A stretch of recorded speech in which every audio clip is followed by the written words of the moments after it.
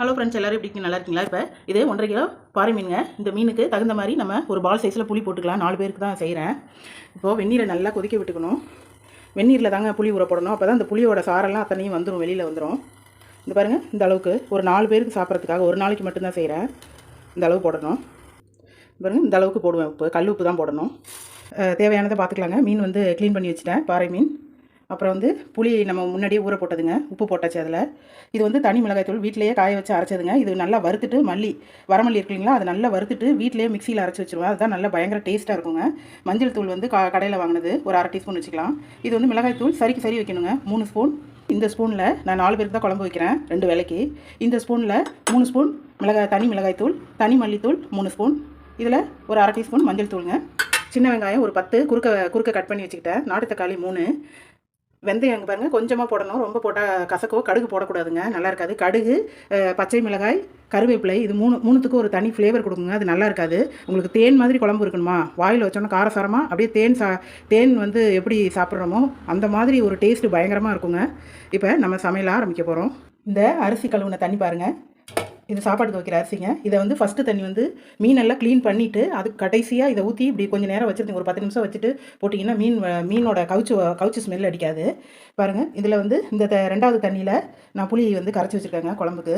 Second நல்லெண்ணெய் ஊற்றிருக்காங்க. நல்லெண்ணெயில் தான் செய்வேன் வறுவல், மீன் குழம்பு, புளி குழம்பெல்லாம் நல்லெண்ணெயில் தாங்க செய்வேன். ஒரு கொஞ்சமாக வெந்தயம் போட்டுக்கலாம், இந்த அளவு போட்டுக்கணுங்க.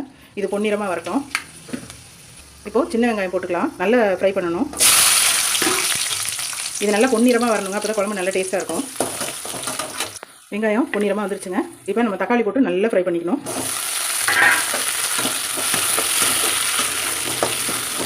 இப்போது மல்லித்தூள், மிளகாய்த்தூள், மஞ்சள் தூள், இது 3 போட்டுக்கலாம்.